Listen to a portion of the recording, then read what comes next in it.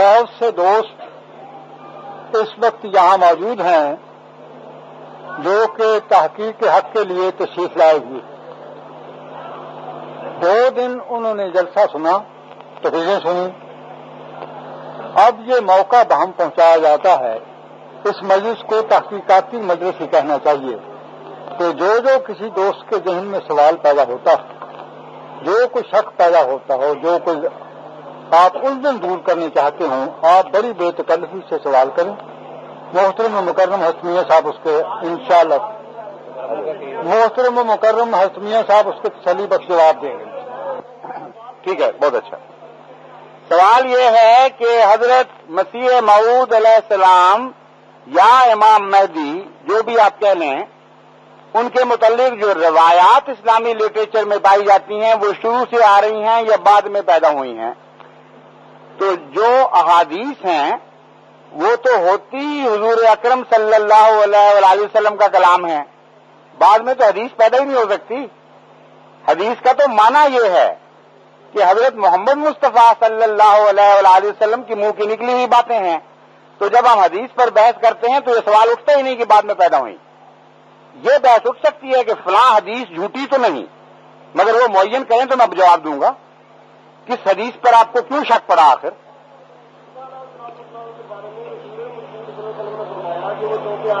نہیں فرمایا، کسی حدیث میں نہیں لکھا.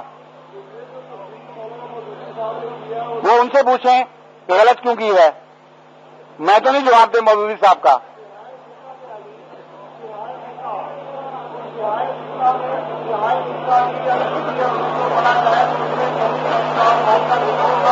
نہیں، کسی جگہ ذکر نہیں.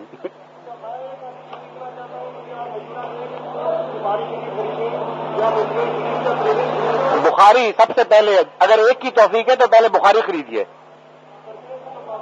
مل جاتی ہے، مل جاتی. جی جزاک اللہ. غالباً یہاں بھی پتہ کریں مگر عام ملتی ہے. یہ تشریف. اور کوئی سوال؟ ایک منٹ، ان کے بعد پھر آپ کی باری. جی فرمائیے.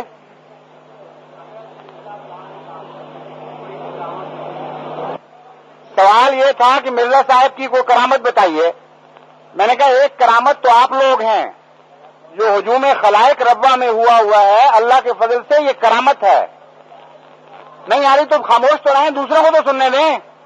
دوست بیٹھ جائیں، انشاءاللہ تعالی آواز آ جائے گی. بیٹھ جائیں، بیٹھ جائیں اور خاموش رہیں. میں یہ عرض کر رہا تھا کہ حضرت مسیح موعود علیہ الصلوۃ والسلام کی بے شمار کرامات میں سے ایک کرامت یہ ہے کہ جب مسلمان علماء نے بھی آپ کی مخالفت کی دعوے کے بعد، اور ہندوؤں نے بھی اور سکھوں نے بھی اور عیسائیوں نے بھی، اور ایک شور قیامت برپا ہو گیا مخالفت میں، تو اس وقت کے علماء نے یہ آواز اٹھائی. انہوں نے کہا کہ ہم تیری آواز کو دبا دیں گے. تو کہتا ہے کہ خدا نے مجھے خبر دی ہے کہ تیرا پیغام میں زمین کے کناروں تک پہنچاؤں گا. ہم کہتے ہیں ہم قادیان کی 4 دیواری سے باہر نہیں نکلنے دیں گے. اور مولوی محمد حسین صاحب بٹالوی نے کہا کہ میں نے تمہیں اٹھایا تھا، خدا نے نہیں اٹھایا ہوا تھا، گویا میں ہی تمہیں گراؤں گا اور ایسا ذلیل و رسوا کروں گا کہ عبرت پکڑیں گے دنیا والے اس سے. اور لیکرام نے لکھا کہ باہر کی باتیں کرتا ہے کہ باہر کی دنیا میں اس کا نام پہنچے گا. میں خبر دے رہا ہوں کہ قادیان میں بھی 3 سال کے عرصے کے اندر اندر یہ ایسا رسوا اور گمنام ہو جائے گا کہ پوچھنے والوں بتا نہیں سکیں گے یہ کون شخص تھا. اگر کچھ نام رہا تو ذلت اور رسوائی کے ساتھ رہے گا، ورنہ یہ نام مٹ جائے گا. ایک طرف یہ دنیا کی آواز تھی، ایک طرف خدا کا کلام یہ پڑھا جا رہا تھا مرزا صاحب کی طرف سے کہ خدا نے مجھے بتایا ہے کہ میں تیری تبلیغ کو زمین کے کناروں تک پہنچاؤں گا. دونوں میں سے کس کی بات سچی نکلی؟ آج جو ہجوم خلائق آپ دیکھ رہے ہیں، زمین کے کناروں سے لوگ کھنچ کے آ گئے ہیں. اگر یہ جھوٹے کے منہ کی بات تھی تو پھر اس جھوٹے کو مانیں جس کی باتیں سچی نکلتی ہیں، اس سچے کو کیوں مان دیں جس کی ساری باتیں جھوٹی نکلتی ہیں؟ اگر کوئی دوست معین کرنا چاہیں کہ میں فلاں قسم کی کرامت سمجھوں گا تو میں ان سے گزارش کروں گا کہ اسلامی لٹریچر سے، قرآن سے پہلے اس کا کرامت ہونا ثابت تو کر دیں. اگر وہ اسلامی اصطلاح میں کرامت نکلے گی تو لازماً اسی قسم کی کرامت حضرت مرزا صاحب کے ہاتھ پر میں آپ کو دکھا دوں گا. ان کی باری پہلے. اچھا جی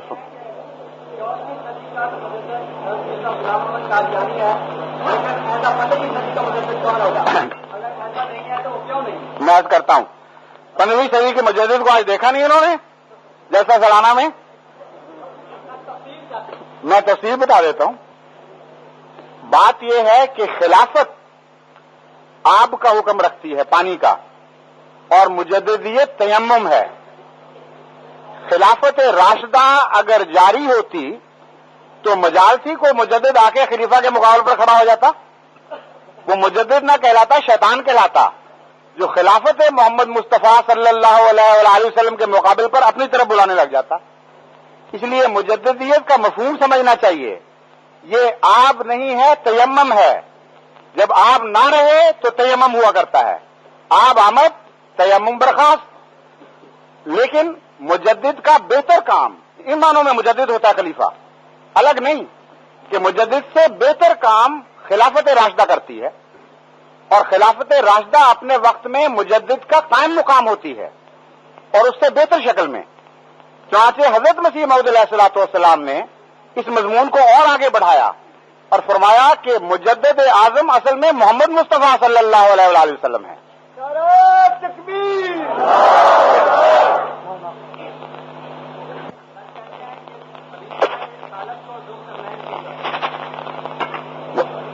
ذوالقرنین سے مراد ہے 2 صدیوں کو ملانے والا حضرت خلیفۃ المسیح ثالث. آپ جانتے ہیں یہ کسی نے زبردستی تو نہیں نا بات بنائی کہ 14ویں صدی کا زمانہ بھی بطور خلیفہ آپ نے پایا اور 15ویں صدی کا زمانہ بھی بطور خلیفہ آپ نے پایا اس لیے ذوالقرنین بن گئے. دیکھیے سوال یہ ہے کہ جب آدم علیہ السلام کو اللہ تعالیٰ نے فرمایا کہ میں تجھے پیدا کرنا چاہتا ہوں اور کلمہ آپ نے فرمایا کلمہ یا خلیفہ بنانا چاہتا ہوں کہا اشد کلمہ تھا تو وہ کون سے فرشتے تھے اور ان میں سے کون سا تھا؟ وہ کون سے فرشتے تھے؟ نہ آپ اس وقت تھے نہ میں تھا صرف خدا تھا. تو جس کی خدا نے ہمیں خبر نہیں دی ہم معلوم کیسے کر سکتے ہیں؟ جب تک خدا نہ بتائے ماضی کا قصہ یا مستقبل کا انسان کے دماغ کی پہنچ نہیں ہو سکتی. میرے علم میں اللہ تعالیٰ نے کہیں نہیں لکھا کہ وہ کون کون سے فرشتے تھے. الملائکہ فرمایا یعنی بحیثیت مجموعی فرشتوں کا ذکر فرمایا ایک جنس کے طور پر. ابلیس ان میں سے نہیں تھا. کانا من الجن ففسقا وہ جنات میں سے تھا. خود قرآن تشریح کر بیٹھا ہے اس کو زبردستی فرشتوں میں کیوں داخل کرتے ہیں؟ اصل بات یہ ہے کہ جب ایک اعلیٰ کوچیز کا سرداروں کا ذکر ہو جائے تو اس کی قوم خواہ وہ سردار نہ بھی ہو وہ بھی ان کے حکم کے تابع ہوا کرتی ہے. تو ملائکہ چونکہ خدا تعالیٰ کے نظام کو چلانے والے ہیں جب ملائکہ کو حکم ملے تو مراد یہ ہوا کرتی ہے کہ ملائکہ کے تابع جتنی مخلوق ہے وہ بھی پیروی کرے. یہ تو ہو نہیں سکتا کہ آقا پیروی کر رہے ہوں اور غلام الگ رستہ بنا لیں. بس جب اعلیٰ چیز کو حکم ہو تو ادنا چیز اس کے تابع ہوا کرتی ہے. چونکہ ادنا چیزیں تابع تھیں اور شیطان نے انکار کر دیا جن نے جس کو خدا تعالیٰ جن فرما رہا ہے اس نے انکار کر دیا اس لیے اس کو سزا ملی. نہ یہ کہ وہ فرشتوں میں سے تھا وہ فرشتوں میں سے نہیں تھا.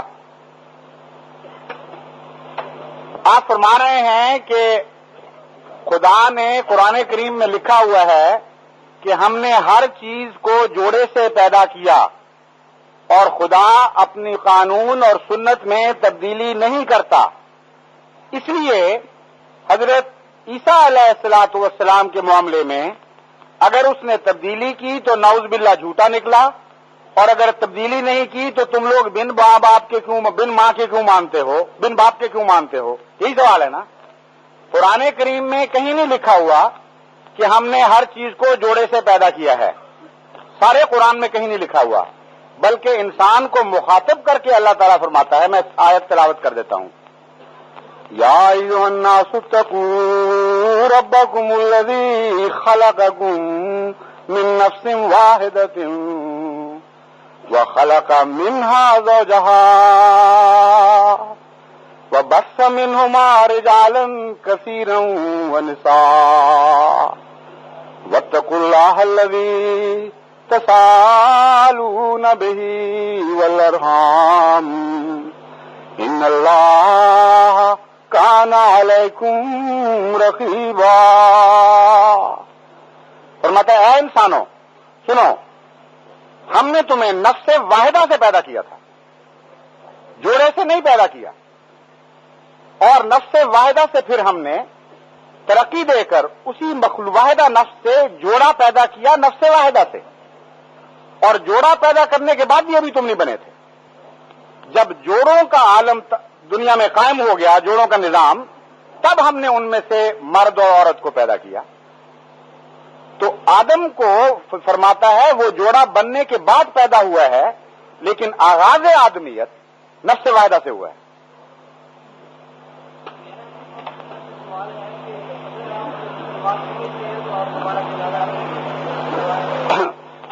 فرماتے ہیں ایک غیر احمدی دوست کا سوال ہے کہ اگر آپ ہمیں مسلمان سمجھتے ہیں تو جنازہ ہمارا کیوں نہیں پڑھتے؟ اگر آپ ہمیں غیر مسلم سمجھتے ہیں تو ہم سے جنازہ پڑھواتے کیوں ہیں؟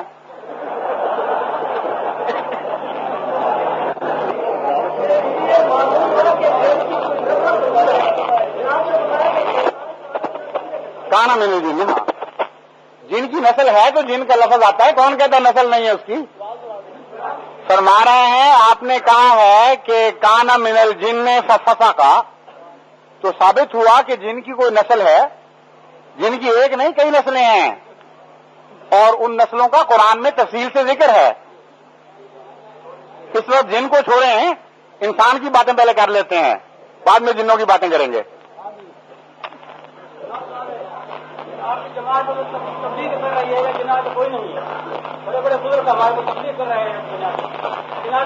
وہاں سے ہم یہ کوئی تبلیغ نہیں کر رہے. اگر کوئی احمدی یہ تبلیغ کر رہا ہے کہ جنات، میری بات سنیے، اگر کوئی احمدی یہ تبلیغ کر رہا ہے کہ جنات نہیں ہوتے تو جھوٹ بول رہا ہے.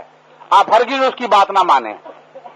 جن ہوتے ہیں، مگر وہ کہتا ہے، غالباً آپ سمجھتے نہیں اس کی بات، وہ کہتا ہے وہ جن نہیں ہوتے جو مولوی کے قابو آتے ہیں دم سے، اور جن کے ذریعے معشوق جیتے جاتے ہیں، جن کے ذریعے چوریاں کروائی جاتی ہیں، جن کے ذریعے ترقیاں حاصل کی جاتی ہیں، جن کے ذریعے دشمنوں کے سر پھاڑے جاتے ہیں.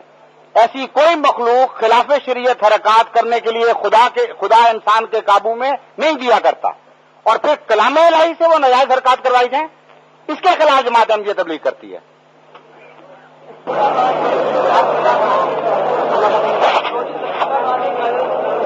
کہتے ہیں چودھری ظفر اللہ خان نے قائد اعظم کا جنازہ نہیں پڑھا. وہ جنازوں کا ایسا ان کو شوق ہے آج کہ چھوڑتے نہیں وہ مسئلہ. بھئی وہی سوال ہے کہ اگر قائد اعظم سب مسلمانوں کے نزدیک مسلمان تھا، آج کے پاکستان کے قانون کے مطابق بھی اور لوگوں کے نزدیک، اگرچہ اس نے مسیح موت کے انکار پر دستخط نہیں کیے تھے، مگر سمجھا یہ جاتا ہے کہ وہ مسلمان تھا اس اصطلاح میں جو آج جاری ہے، اور سب کے نزدیک ظفر اللہ خان آج بھی غیر مسلم ہے. تو جنازہ نہ پڑھنے پہ شکر کریں. افسوس کیا ہو رہا ہے آپ کو؟ سکھ جنازہ آ کے پڑھ جائے آپ کا تو آپ کو افسوس ہوگا یا اس کا شکر کریں گے آپ؟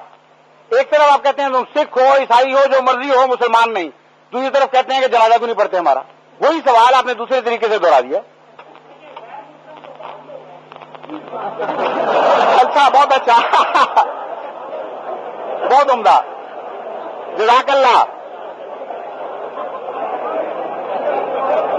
انہوں نے ایک منٹ، ایک دوست نے فرمایا ہے کہ جناب غیر مسلم تو بعد میں ہوئے ہیں، یعنی وہ سارے احمدی جو 74 سے پہلے فوت ہو چکے یا 74 میں جن کو آپ نے شہید کر دیا وہ تو مسلمان ہی تھے، لیکن اب کوئی مرا تو غیر مسلم ہو کے مرے گا. یعنی قانون پاکستان قیامت کے دن بھی جاری ہوگا، اور اللہ اس بات پہ فیصلہ کرے گا کہ قانون پاکستان سے پہلے کون مرا تھا وہ کافر ہے، جو بعد میں نہ مسلمان ہے، جو بعد میں مرا وہ کافر ہے.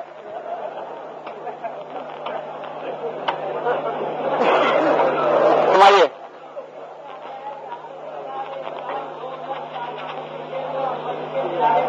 ٹھیک ہے،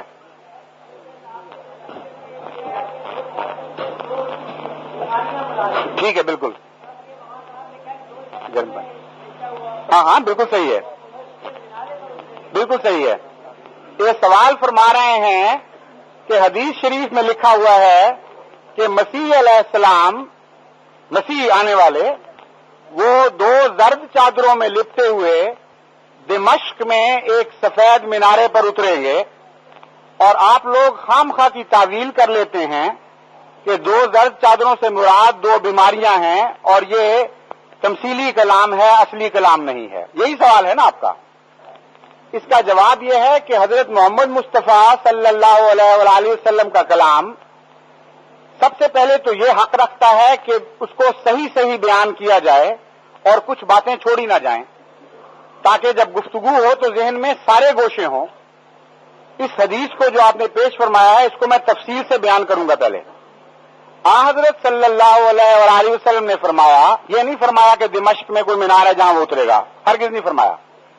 آپ نے فرمایا اندہ منارۃ بیضاء شرقیہ دمشق، سفید مینارے پر وہ نازل ہوگا جو دمشق کے مشرق میں ہوگا. اس لیے اول تو یہ درستی ہو جانی چاہیے. دوسرے یہ کہ وہ منارہ جس پر وہ اترے گا اس کی سیڑھیاں نہیں ہوں گی، کیونکہ جب وہ، اور سیڑھیاں نہ ہونے کے سے مسیح کو بظاہر تو فرق نہیں پڑنا چاہیے نا، کہ جو چوتھے آسمان سے اتر آیا مینار تک، نیچے اترتے اس کو کیا تکلیف ہوتی ہے. لیکن حدیث میں لکھا ہے، اسی حدیث میں جس کا آپ اشارہ فرما رہے ہیں، کہ وہاں جا کے وہ رک جائے گا اور خوف کرے گا گویا، اور نیچے نہیں اتر سکے گا. مولوی سیڑھیاں لگائیں گے تو نیچے اترے گا. یہ میں اس لیے بتا رہا ہوں کہ رسول اکرم صلی اللہ علیہ وآلہ وسلم خلاف عقل بات کوئی نہیں کہہ سکتے، کیونکہ سب کو حکمت سکھانے کے لیے آپ آئے تھے. ثابت ہوا کہ سارا کلام حکیمانہ ہے. اگر اس کو مسل سمجھ کے ترجمہ کریں گے تو بات سمجھ آ جائے گی، اگر اس کو ظاہری بات پہ معمول کریں گے تو تمسخر بن جائے گا. اس لیے جتنا عظیم الشان اہل فکر ہو، اہل نظر ہو، اتنا ہی اس کے کلام کی تہ میں اتر کر اس کی بات سمجھنے کی کوشش کرنی چاہیے. حضور اکرم نے یہ بات فرما کر کہ مولوی سیڑھی لگائیں گے تو اترے گا، ہمیں ایک اشارہ فرما دیا کہ کس قسم کا مسیح ہے اور میری مراد کیا ہے. جماعت احمدیہ کہتی ہے کہ اول تو دمشق میں رسول اکرم صلی اللہ علیہ وآلہ وسلم کے زمانے میں کوئی سفید مینار تھا ہی نہیں بغیر سیڑھی کے، نہ مشرق میں تھا، نہ آج تک ہے. کوئی ایسا مینار نہیں ہے دمشق کے مشرق میں جو ایسا بنا ہوا ہو. اگر آپ بنا دیں اور کوئی اوپر چاہے اسے پیراشوٹ سے اتر جائے تو مان جائیں گے اس کو؟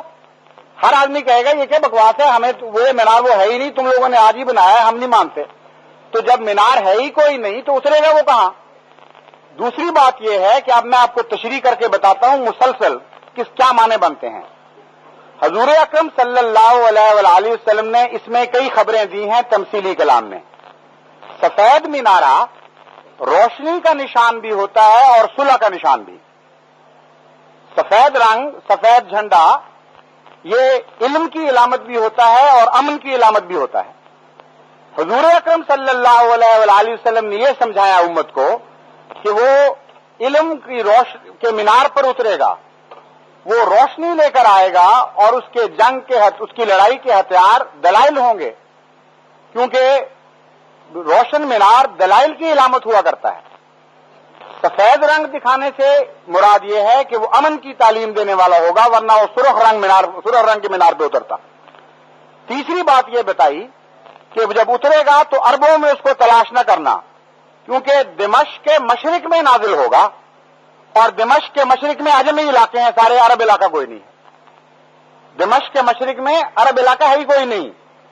صاف پتہ چلا کہ وہ غیر عرب علاقے میں، عجمی علاقے میں آنے والا ہے. پھر حضور نے فرمایا کہ علماء جب تک سیڑھیاں نہیں لگائیں گے وہ نہیں اترے گا. مطلب یہ ہے کہ ہر خدا کا آنے والا خدا کی طرف سے خود بخود گھروں میں داخل نہیں ہو جایا کرتا. آسمان سے تو خدا اس کو بھیج دیتا ہے، لیکن جب تک دل اپنی سیڑھیاں آگے نہ پیش کریں اور قدم چوم کے اس کو آنے کی دعوت نہ کریں وہ دلوں میں داخل نہیں ہوا کرتا. چنانچہ حضرت محمد مصطفیٰ صلی اللہ علیہ وآلہ وسلم ہمارے ایمان کے مطابق سب سے بلند مینار پہ اترے تھے، سب سے زیادہ سفید مینار پہ اترے تھے، لیکن ایک غلام حبشی سیاہ رنگ والے نے اپنی چیز لگا دی نفس کی، محمد مصطفیٰ اس کے سیاہ گھر میں اترے اور اسے نورانی کر دیا، لیکن ابو جہل نے وہ چیز نہیں لگائی اور وہ گھر تاریک کا تاریک رہا۔ بس یہ کلام ہے محمد مصطفیٰ ہے جسے سمجھنے کی کوشش کرنی چاہیے۔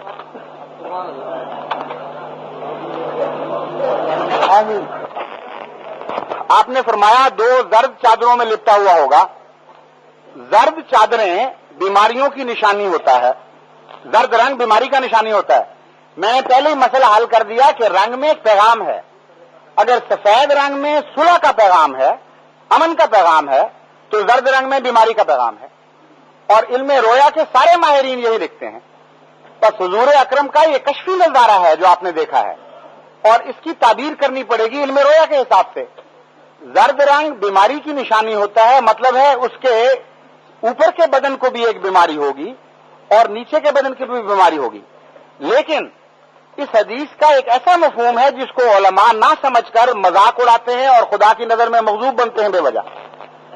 بیماریاں 2 قسم کی ہوتی ہیں، ایک بدی کے نتیجے میں اور ایک نیکی کے نتیجے میں۔ جب روزے رکھنے والا انسان بیمار ہوتا ہے تو اس کی بیماری پیار کے قابل ہوتی ہے، نہ کہ مذاق کے قابل۔ جو زیادہ کھا کھا کے مرتا ہے دست کر کے، اس کی بیماری پہ بے شک ہنسیے آپ، لیکن روزہ دار کی بیماری پر، خدا کی خاطر ایک فعل کرنے والے کی بیماری پر ہنسنا گناہ بن جاتا ہے، وہ بیماری مقدس ہو جایا کرتی ہے۔ بس جب خدا نے، رسول نے اپنے ایک بھیجے ہوئے کے متعلق نشانی بتائی تو لازمی نتیجہ یہ نکلتا ہے کہ نیکی کے نتیجے میں، خدا کے رستے میں جہاد کے نتیجے میں وہ 2 بیماریوں میں مبتلا ہو جائے گا، لیکن پرواہ نہیں کرے گا، اور وہ بیماریاں اس کی زندگی کا حصہ بن جائیں گی۔ حضرت مسیح موعود علیہ الصلوۃ والسلام نے جو علمی اور قلمی جہاد کیا، اس کے نتیجے میں آپ کو دوران سر کی شکایت ہوئی۔ یہ سارے اطباء جانتے ہیں کہ غیر معمولی محنت کرنے والا انسان دن کو بھی کام کرے، راتوں کو بھی جاگے، کچھ خدا کے رستے میں لکھے، کبھی عبادت کے لیے کھڑا ہو جائے، ایسا شخص سر چکرانے کی بیماری میں مبتلا ہو جایا کرتا ہے۔ اور زیادہ علمی کام کرنے والے کو سلسل بول نہیں بلکہ بار بار پیشاب کی شکایت ہو جاتی ہے، ایکسائٹ ہو جاتا ہے وہ۔ اب اگر یہ دونوں باتیں اسلام کی دشمنی میں ہو رہی ہیں تو یہ بیماریاں لانتی ہیں، لیکن اگر اسلام کی تائید میں کوئی شخص اس وجہ سے بیمار ہو رہا ہے تو دونوں بیماریاں برکت کا موجب ہیں۔ بس یہ 2 زرد چادریں خدا کے نام پر اوڑھی جانے والی چادریں ہیں، نہ کہ شیطان کے نام پر اوڑھی جانے والی چادریں ہیں۔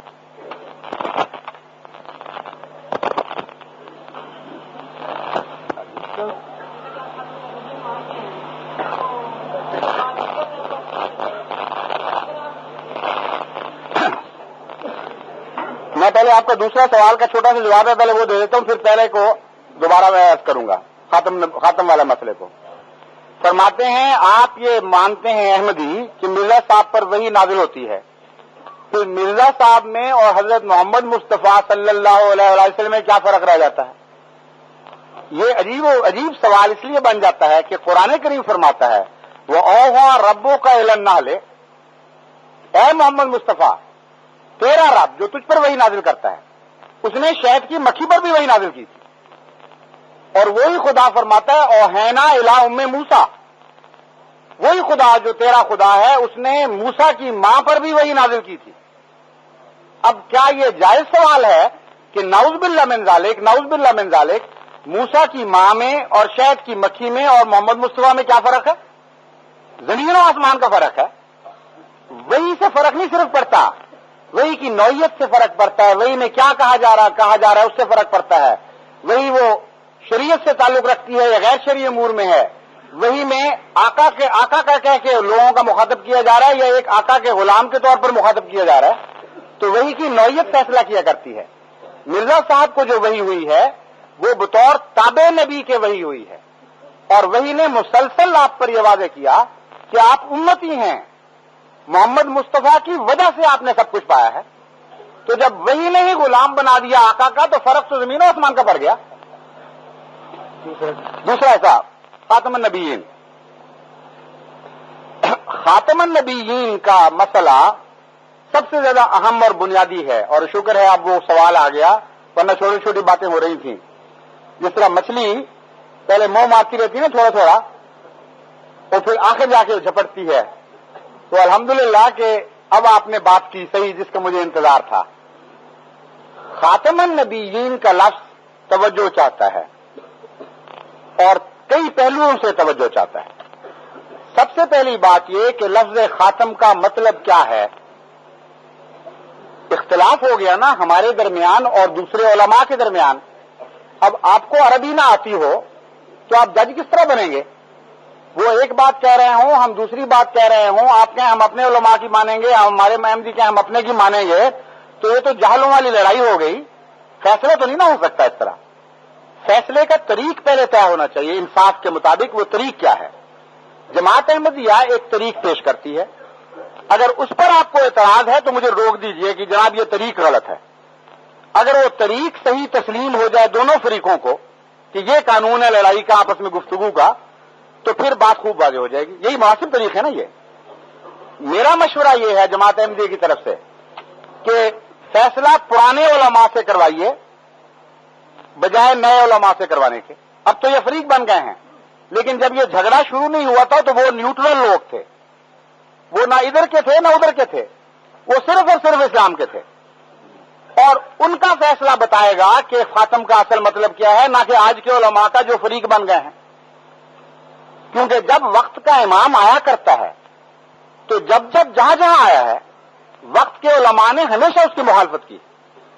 اس لیے وقت کے علماء اس وقت سند ہی نہیں رہا کرتے. ہاں گزشتہ علماء، پہلی صدیوں کے علماء جو نیک تھے، بزرگ تر تھے، عالم تر تھے، ان سے پوچھئے. تو اس سلسلے میں کیا میری بات درست ہے یا نہیں ہے؟ درست ہے نا، اس میں تو کوئی ناانصافی نہیں. اب ہم واپس چلتے ہیں. لیکن علماء سے کیوں ہم بات شروع کریں؟ حضرت محمد مصطفیٰ صلی اللہ علیہ وآلہ وسلم سے کیوں نہ بات شروع کریں؟ کیا آپ نے بھی کوئی روشنی ڈالی لفظ خاتم پر؟ اگر آپ نے روشنی ڈال دی تو ساری باتیں حل ہو گئیں، کیونکہ آپ کی بات خاتم ہے.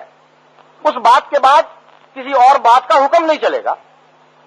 اب سنیے حضرت محمد مصطفیٰ صلی اللہ علیہ وآلہ وسلم نے کیا روشنی ڈالی. آپ نے ایک موقع پر حضرت علی کو مخاطب کرتے ہوئے فرمایا، انتا خاتم الاولیاء. دو مقامات آپس میں ہی تقسیم کر لیے. تو ولیوں کا خاتم ہو گیا اور میں نبیوں کا خاتم ہو گیا.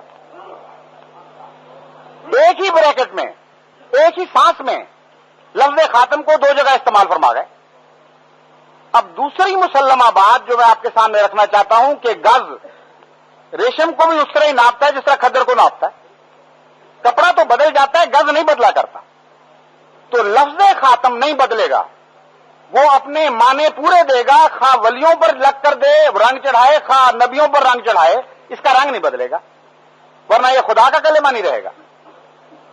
بس یہ بات طے ہونے کے بعد اب اس کے معنی پر غور کر لیجئے. حضرت محمد مصطفیٰ صلی اللہ علیہ وآلہ وسلم نے سارا جھگڑا ہی وہیں طے فرما دیا تھا.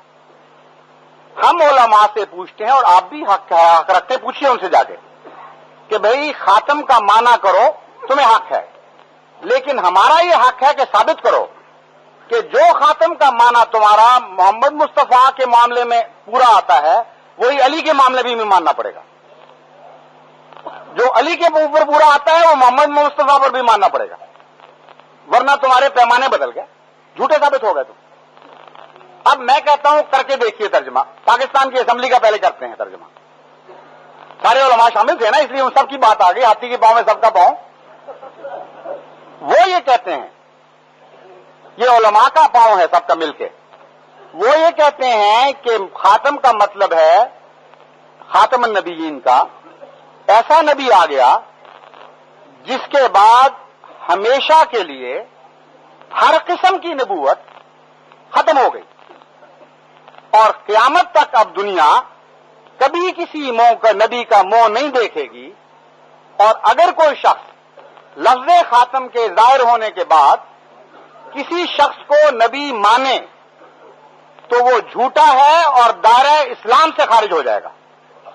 یہ ترجمہ درست ہے نا علماء نے جو کیا ہے، جو اسمبلی نے جس پر مہر لگائی ہے؟ یہی ہے نا ترجمہ. اب سنیے علی کے اوپر چسپاں کر کے دیکھیے.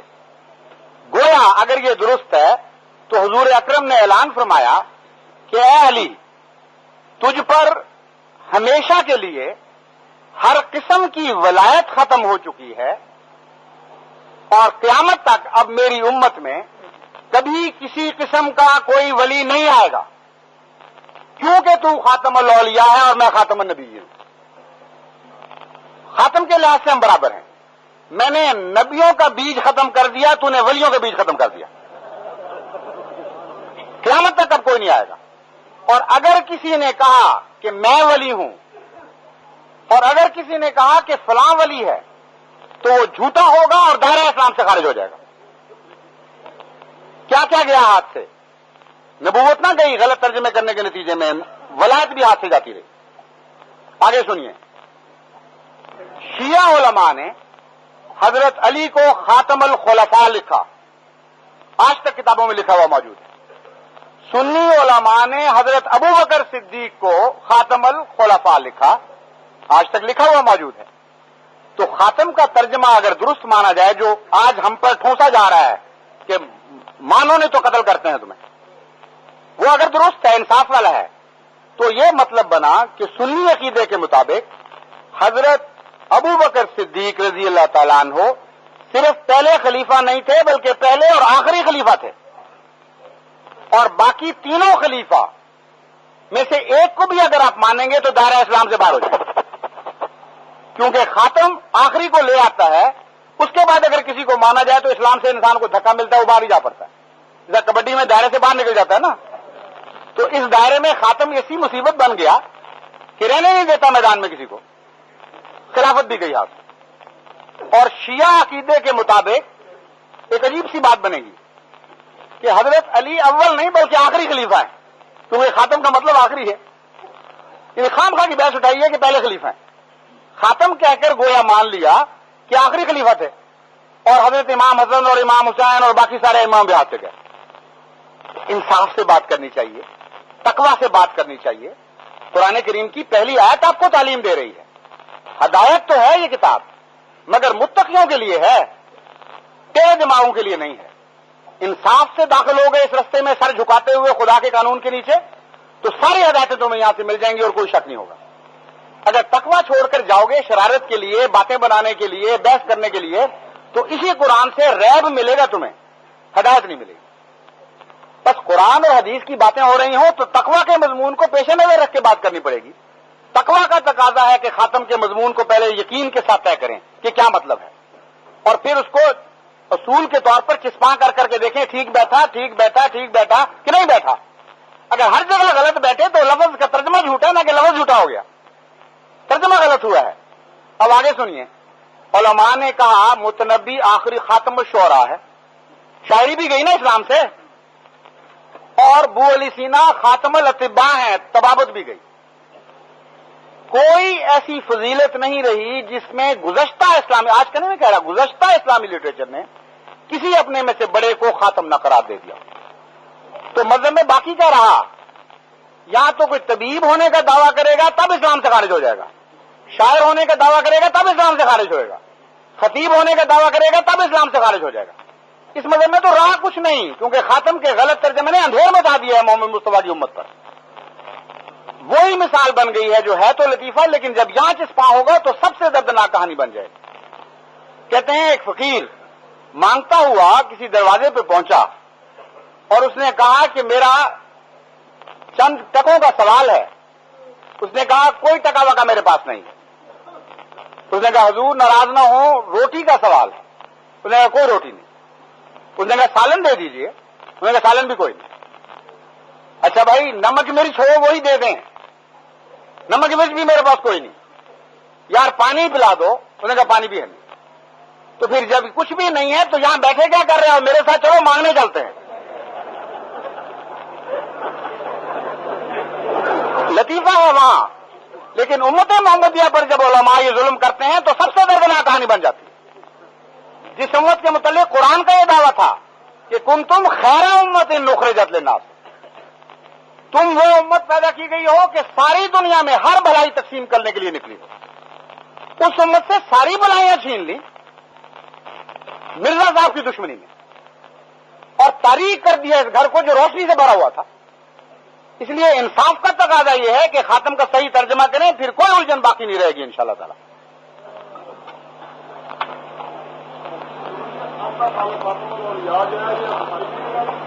نہیں،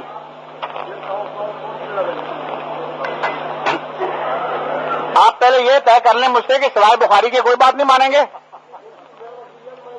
نہیں، میں بتانا چاہتا ہوں آپ کو، میں بتانے لگا ہوں. ہاں، لیکن یہ نہیں میں نے کہا اس وقت کہ سوائے بخاری کے کچھ نہ ماننا. میں نے کہا تھا توفیق ہے تو پہلے بخاری لیں، باقیوں کے متعلق منع تو نہیں نہ کیا تھا. بیٹھ جائیں، بیٹھ جائیں. گزارش میری یہ ہے کہ یہ وہ حدیث ہے جو شیعہ تفسیروں میں ملتی ہے. تفسیر صافی کا حوالہ میں دے رہا ہوں، آیت خاتم النبیین کے نیچے. یہ حدیث وہ ہے جس کے متعلق بعض دفعہ سنی کہہ دیتے ہیں کہ ہم نہیں مانتے. میں ان کو ایک جواب دیا کرتا ہوں، اور آج تک اس کا جواب کسی نے نہیں دیا، وہ میں آپ کو بھی بتاتا ہوں. میں ان سے کہتا ہوں کہ آپ بے شک نہ مانیں، لیکن لفظ خاتم کے غلط استعمال کے متعلق آج تک کسی سنی نے اس پر اعتراض کیا تو مجھے دکھا دیں. یہ تو مانتے ہیں کہ لفظ خاتم کا استعمال درست ہے، یہ نہیں مانتے کہ حضرت علی کے متعلق رسول اللہ صلی اللہ علیہ وسلم نے فرمایا ہے.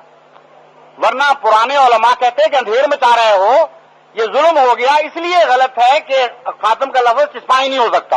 یہ نہیں کہتے. چنانچہ جب میں نے دوسری مثالیں تائید میں دے دی تو اس کا بعید ذکر ہونا باقی نہیں رہتا. سارے اسلامی لٹریچر کی میں نے مثالیں دی ہیں، خلاف پہلے نبی سے بات شروع کی، ولی پہ آیا، خلیفہ کی باتیں کی، تو سب مثالوں کو اکٹھا دیکھیں تو بحث کی گنجائش باقی نہیں رہتی.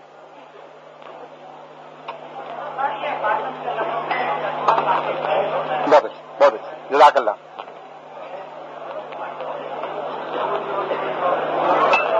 اب ایک بہت اچھا سوال ہوا ہے علمی، اور میں پہلے کہنے لگا تھا خود، پھر مجھے خیال ہے کہ ایک سوال کا جواب لمبا ہو جائے، کسی اور کو موقع ملنا چاہیے. اچھا کیا آپ نے سوال کیا، بڑا ذہین سوال ہے، بڑا باموقع سوال ہے. آپ فرماتے ہیں ایک ہمارے دوست کہ اب آپ بتائیں پھر کہ خاتم کا معنی ہوتا کیا ہے. اگر وہ نہیں ہے تو کچھ معنی تو ہے، خاتم لفظ تو خالی نہیں نہ ہو گیا. اس کا جواب یہ ہے کہ لفظ خاتم تعریف کا سب سے بڑا کلمہ ہے عربی میں. اس کا معنی ہر پنجابی کو پہلے ہی آتا ہے، خیال نہیں جاتا کہ مجھے آ رہا ہے. جب آپ پنجابی میں کسی اچھے کلام کرنے کے والے کے متعلق کہتے ہیں کہ وہ دیتے گل مک گئی، تو لفظ خاتم استعمال کر رہے ہوتے ہیں.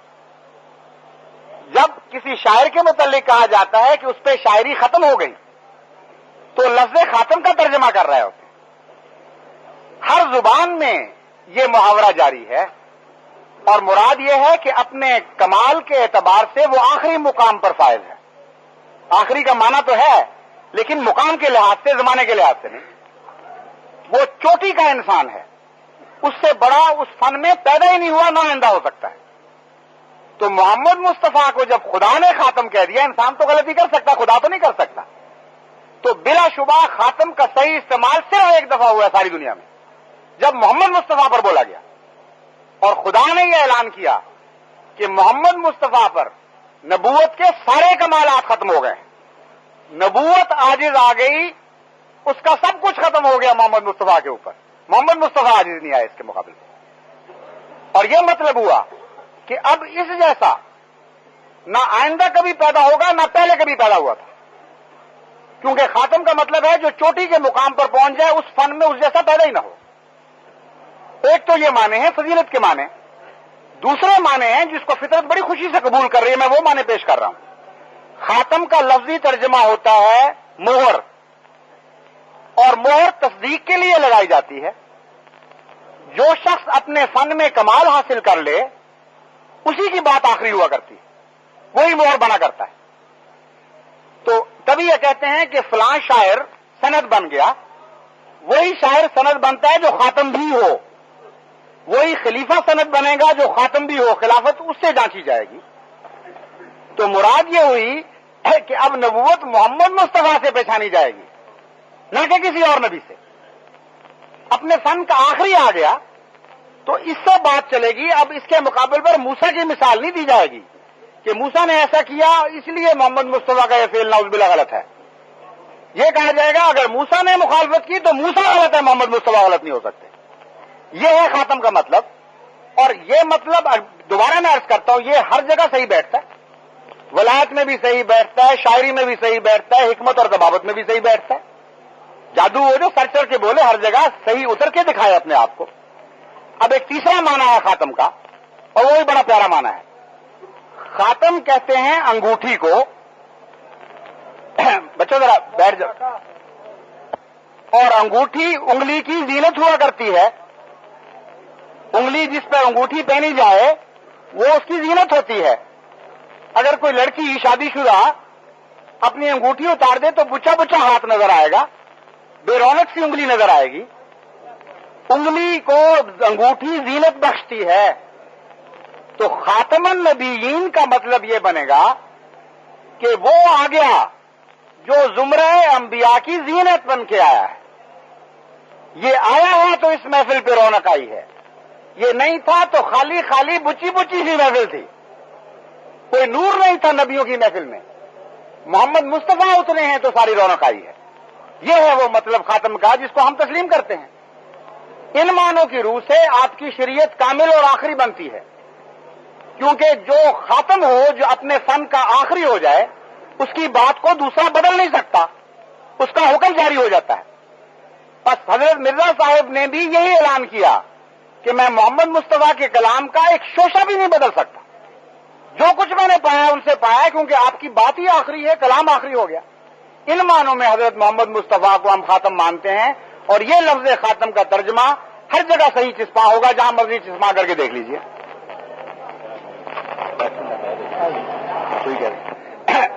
ایک اور مہر کا معنی پیش کیا گیا ہے، سنیے ذرا. ایک اور مہر کا معنی پیش کیا گیا ہے جو ان معنوں کے علاوہ ہے جو میں نے پیش کیے تھے. انہوں نے پوچھا ہے کہ وہ تم نے کیوں نہیں بتایا. بات یہ ہے کہ بات کی جاتی ہے مقام اور شان کو دیکھ کر. اچھی جگہ بری بات کو استعمال نہیں کیا جاتا، گستاخی ہو جاتی ہے. ختمہ کا ایک استعمال ہے برے معنوں میں، وہ حضرت محمد مصطفیٰ سے کہاں چسپاں ہو سکتا تھا، وہ کسی اچھے پر بھی کبھی چسپاں نہیں ہوا. اور وہ ہے ختمہ فعل، کسی پر مہر کر دینا. یہ جو ختمہ مہر کر دینے والا ہوتا ہے یہ عموماً مسخ کرنے کے معنوں میں عربی میں استعمال ہوتا ہے. کسی کی فطرت مسخ کر دینا، جس سے ہم کہتے ہیں نا اس کی فطرت مسخ کر دی، اس کے اوپر مہر لگی کہ گندا آدمی ہے. ادھر کیا بنائیں گے جس میں حضرت محمد مصطفیٰ صلی اللہ علیہ وسلم واضح طور پر فرماتے ہیں کہ میرے بعد کوئی نبی نہیں. 30 دجال آئیں گے، جھوٹے آئیں گے، کذاب آئیں گے. ان میں سے ہر ایک یہ سمجھے گا کہ میں نبی ہوں، لیکن وہ جھوٹ بولیں گے کیونکہ میرے بعد کوئی نبی نہیں، لا نبی آبادی. کتنا زبردست سوال ہے. اس قسم کے سوال آنے چاہیے، مزہ بھی آئے نا انسان کو. آگے سے کوئی لڑنے والا ہو تو اس سے مقابلے کا لطف آتا ہے. یوں ہمارے موٹے سے کیا فائدہ. یہ سوال ہے بڑا مزیدار. اب سنیے جواب، مگر میں نہیں دے سکتا. محمد مصطفیٰ کا جواب محمد مصطفیٰ ہی دیں گے. میں کون ہوتا ہوں اس معاملے میں دخل دینے والا؟ حضور اکرم کی زبان سے میں جواب دوں گا. حضور نے اگر صرف ایک بات کہہ کر منہ بند فرما لیا ہوتا تو پھر یہ بات آخری تھی. اگر اس موضوع پہ حضور نے کچھ اور بھی فرمایا ہے تو ہر عاشق کا کام ہے کہ وہ بھی سنے اور وہ بھی سنے، کیونکہ دونوں محمد مصطفیٰ کی باتیں.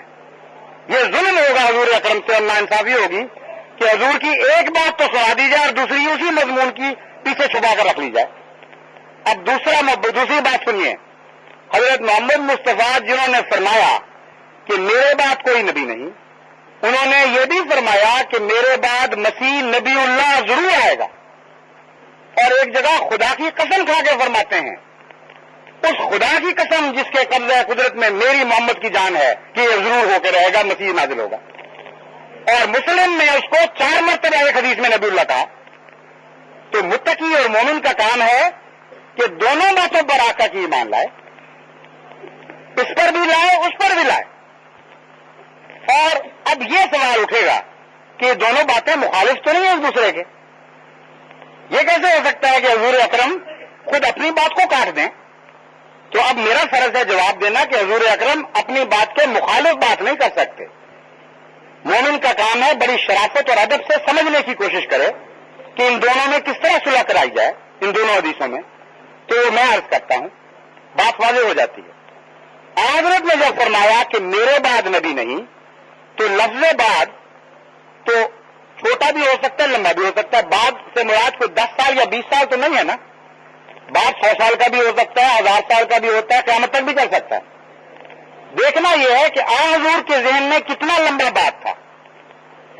وہ بات حضور نے واضح فرما دیا کہ جب میں کہتا ہوں میرے بعد کوئی نبی نہیں تو مسیح کو جھوٹا نہ سمجھ لینا کہیں, اس کو غیر نبی نہ کہہ بیٹھنا, کیونکہ وہ نبی ضرور ہوگا میرے بعد. یعنی میرے بعد مسیح تک کوئی نبی نہیں یہ مراد ہے. چنانچہ اس مضمون کی تائید میں ایک اور حدیث ہے.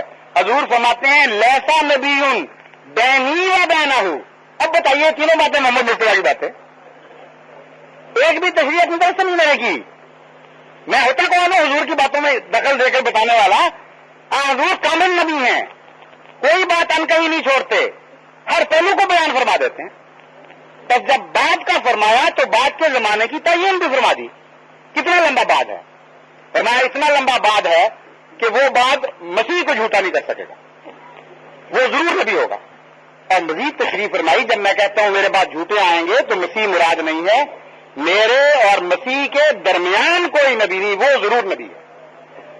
ہم تو مسیح کو نبی مانتے ہیں اور تو نہیں کسی کو مانتے.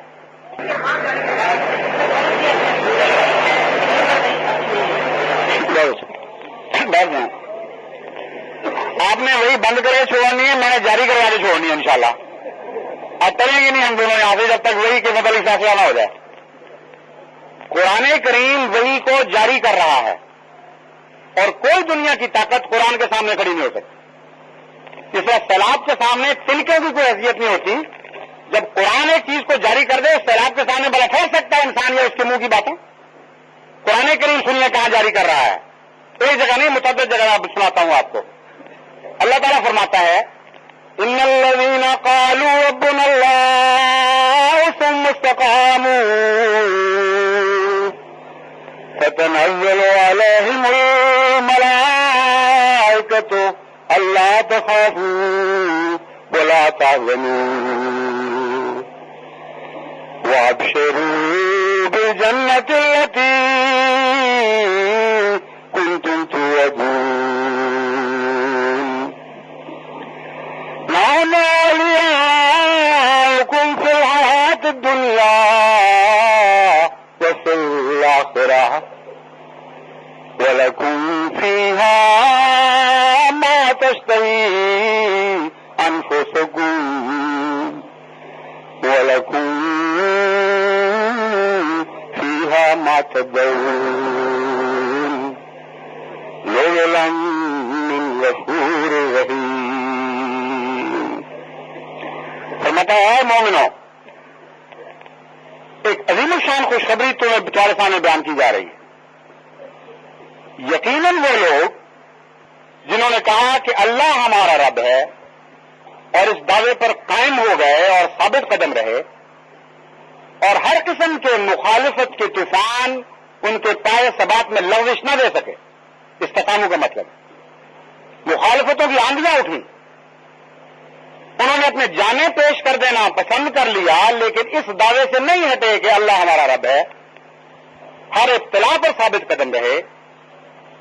ان کے ساتھ خدا کیا سلوک فرماتا ہے اور فرماتا رہے گا قیامت تک کی خوشخبری مسلمانوں کو دے رہا ہے. اللہ تعالیٰ فرماتا ہے تتنزل علیہم الملائکۃ, بکثرت ان پر فرشتے نازل ہوں گے. اور بکثرت ان پر فرشتے نازل ہوتے ہیں, دونوں ترجمے ہیں یہاں. گونگے فرشتے یا بولتے ہوئے فرشتے, خاموش فرشتے یا باتیں کرتے ہوئے فرشتے. قرآن کہتا ہے کہ گونگے نہیں باتیں کرتے ہوئے, اور باتیں بھی بیان کر رہا ہے. فرماتا ہے ان بندوں پر میرے فرشتے نازل ہوتے رہیں گے اور بکثرت نازل ہوتے رہیں گے اور یہ کہیں گے لا تخافوا ولا تحزنوا, اے خدا کے بندو خدا نے ہمیں بھیج دیا تمہارے پاس, اب تم ہرگز خوف نہ کرو اور کوئی غم نہ کھاؤ. یہ مصیبتیں تمہارا کچھ نہیں بگاڑ سکیں گی. نانو اولیاؤکم, ہمیں خدا نے تمہارے ساتھ رہنے کے لیے بھیجا ہے، ہم واپس بھی نہیں اب جانے والے، یہ وہی مستقل بن کے تمہارے ساتھ ٹھہر جائے گی، اور ساتھ رہنے کے لیے قیامت میں نہیں، فی الحیات دنیا و فی الآخرہ۔ ہم وہ بے وفا نہیں ہیں کہ یا دنیا کے ساتھی ہوں یا صرف آخرت کے ہوں۔ خدا کا حکم ہے کہ ابھی میرے بندوں کو تم نے نہیں چھوڑنا، اکیلے ایک لمحے کے لیے بھی نہیں چھوڑنا۔ جس طرح ماں کا بچہ خواب میں ڈر جائے تو ماں چھاتی سے چمٹا لیا کرتی ہے اور نہیں چھوڑا کرتی اس کو۔ خدا کہتا ہے کہ جب میرے بندوں پر خوف آئیں گے اور میرے ساتھ وہ وفا دکھائیں گے تو میں اعلان کر رہا ہوں کہ فرشتے بولتے ہوئے، کلام کرتے ہوئے فرشتے ان پر نازل ہوں گے اور ان کو حکم نہیں ہوگا کہ وہ ان کو چھوڑ کر پھر کبھی چلے جائیں۔ اگر یہ وہی نہیں تو وہی اور کس کو کہتے ہیں؟ صرف یہی نہیں بلکہ بکثرت دوسری جگہ قرآن کریم نے اس مضمون کو مختلف رنگ میں بیان فرمایا، اور حضرت محمد مصطفیٰ صلی اللہ علیہ وسلم نے تو وہی کو ایک ایسا جاری چشمہ قرار دے دیا کہ جس کی طرف بلا رہے ہیں دنیا کو، اور کہتے ہیں کہ یہ نہ سمجھنا کہ صرف مجھ پر وہی نازل ہوئی ہے، قیامت تک نازل ہوتی رہے گی، مگر تم ویسے کام کرو جیسے میں نے کیے ہیں، ان راہوں پر چلو جن پر میں چلا ہوں۔ تو ہو کیسے سکتا ہے کہ خدا ایک کو تو دے دے اور دوسرے کو محروم رکھے؟ چنانچہ قرآن کریم کی آیت جس کی طرف میں اشارہ کر رہا ہوں وہ فرماتی ہے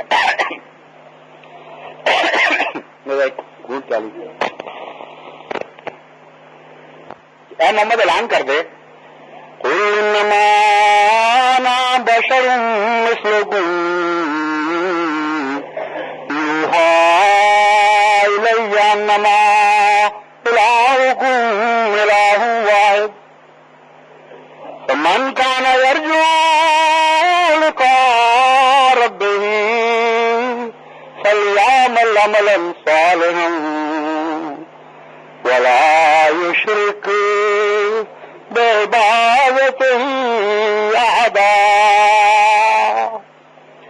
اے محمد یہ اعلان کر کہ میں بھی تمہارے جیسا ایک بشر تھا نا، لیکن مجھ میں اور تم میں زمین آسمان کا فرق پڑ چکا ہے۔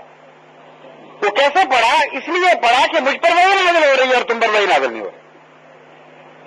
اگر میری وحی کو دیکھ کر تمہارے دل میں بھی امنگیں پھوٹنے لگیں اور جذبے بیدار ہوں کہ کاش ہم بھی اس نعمت کے حقدار اور وارث قرار پائیں، تو میں تمہیں بتاتا ہوں کہ یہ کوئی بند چشمہ نہیں بلکہ جاری چشمہ ہے۔ من کانا یرجو لقاء ربہ، مجھے دیکھ کر باقی بھی اگر کچھ اس لقاء کے، خدا سے اس ملاقات کے خواہش مند ہو جائیں جو مجھے عطا ہوئی ہے، فلیعمل عملا صالحا، میں نے بھی تو عمل صالح کیے تھے تو وہی نازل ہوئی تھی، تم بھی عمل صالح کرو تو تم پر وہی نازل ہو جائے۔ ولا یشرک بعبادت ربہ احدا، میں نے بھی خدا کا کسی کو شریک نہیں ٹھہرایا تھا۔ تم بھی توحید پر قائم ہو جاؤ تو تم پر بھی خدا وہی نازل فرمائے گا، تم خدا سے اسی طرح ملاقات کر لو گے جس طرح میں کر رہا ہوں۔ تو وہی کو ہمیشہ ہمیشہ کے لیے قرآن جاری کر رہا ہے، اس کو بند کون کر سکتا ہے؟ اب ایک اور بات سوچئے کہ وہی تو وہ نعمت ہے جو ایک جنس کی کاں پلٹ دیا کرتی ہے، اس کے بغیر تو وہی اگر بند ہو جائے تو وہ جنس توجہ کے لائق نہیں رہا کرتی۔ قرآن کریم اس نعمت کو جاری کر رہا ہے کیونکہ وہی کے بغیر امت محمدیہ سہولت کی حقدار ہی نہیں رہتی۔ جس امت سے وہی اٹھ جائے وہ امت مر جایا کرتی ہے، اور زمین و آسمان کا فرق پڑ جاتا ہے وہی کے ہونے اور وہی کے نہ ہونے میں۔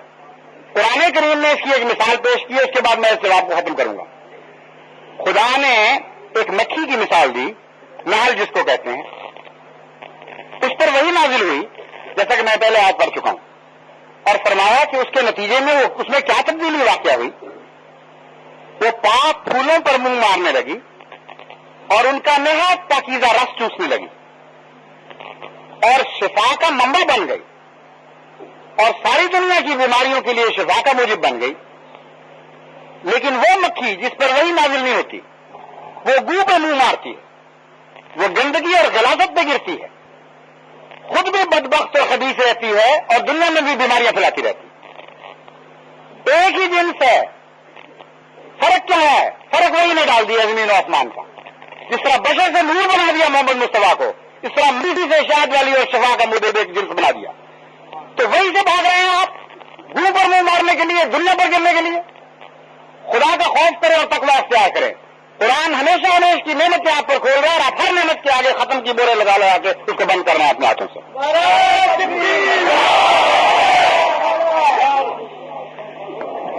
محمدی بیگم والی بات ہو گئی. یہ کہتے ہیں، ایک منٹ ذرا دوست سن لیں. ایک دوست نے فرمایا کہ ذرا محمدی بیگم کی بات بھی چھیڑو. وہ کیا قصہ ہے؟ بعض لوگوں کو، یہ ان کو میں نہیں کہہ رہا، لیکن بعض علماء نے بعض میں چھوٹی اور گھٹیا باتیں کر کر کے مسلمانوں کے ذہن کو اس شان سے گرا دیا ہے جو محمد مصطفیٰ کی امت کے ذہنوں کی شان ہونا چاہیے، اور اس شان میں ان کو مبتلا کر دیا ہے جو رسول اللہ صلی اللہ علیہ وسلم کے دشمنوں کی شان تھی. بات یہ ہے کہ ایسا اعتراض اصولی بات ہے، کسی پر نہیں کرنا چاہیے جو اپنے پر پڑتا ہو. ایسا حملہ کسی پر نہیں کرنا چاہیے جس کا وار اپنے پیاروں پر بھی ہونے کا خطرہ ہو. وہ پیارا نہیں ہوتا، دشمن ہوتا ہے جو کسی دشمن کو مارنے کے لیے اپنے پیارے کو مار دیتا ہے. دنیا میں اصول ہے، جاہل سے جاہل بھی جانتا ہے کہ اگر کوئی چور کسی کا بچہ لے کے بھاگ رہا ہو تو چور کو جان چھوڑ دے گا، بچے کو نہیں چھوڑ دے گا، لیکن گولی نہیں چلائے گا کہیں بچے کو نہ لگے. پیار اور محبت کا یہ تقاضا ہوتا ہے. وہ اعتراض جو دشمن نے حضرت محمد مصطفیٰ صلی اللہ علیہ وسلم پر کیا ہوا ہے، وہی اعتراض جس کو سارا عالم اسلام رد کر رہا ہے. اس کو اگر مرزا صاحب پر ویسے اعتراض کو کریں گے تو دشمن کہلائیں گے، دوست نہیں کہلائیں گے محمد مصطفیٰ. وہ اعتراض کیا ہے وہ سنیے، جس کو خود پرانے مسلمان علماء نے اپنی لاعلمی میں اچھالا، نعوذ باللہ من ذالک، اور سارا دشمن اسلام اس کو لے کر نکلا ہے. کہتے ہیں اپنے منہ بولے بیٹے سے نعوذ باللہ من ذالک محبت ہو گئی، بیٹے کی بیوی سے. زید کی بیوی حضرت زینب سے، پھوپھی زیدان سے نعوذ باللہ رسول اللہ صلی اللہ علیہ وسلم کو محبت ہو گئی. سنیے ذرا قصہ. اور وہی بنا لی کہ منہ بولا بیٹا یوں کس سے ہوتے ہیں، بے شک شادی کر لو. یہ اعتراض ہے گندا اور ناپاک، رد ہونے کے لائق، جو دشمن اسلام نے محمد مصطفیٰ پہ کیا. ہم اس کو رد کرتے ہیں کہ یہ بکواس سننے کے بھی قابل نہیں. خدا کے رسول کی دل کی نیت پر حملہ کرنا تمہارا کام نہیں. جب وہی نازل ہوئی تھی یا نہیں ہوئی تھی، تم بیچ میں کہاں سے بیٹھے ہوئے تھے؟ اب بین ہی وہ ویسا اعتراض اگر مرزا صاحب پر کریں گے تو اسے تو مرے ہوئے اعتراض کو زندہ کر دیں گے کہ نہیں کر دیں گے؟ یہ میں کہتا ہوں دشمنی ہوا کرتی ہے، محبت نہیں ہے کوئی.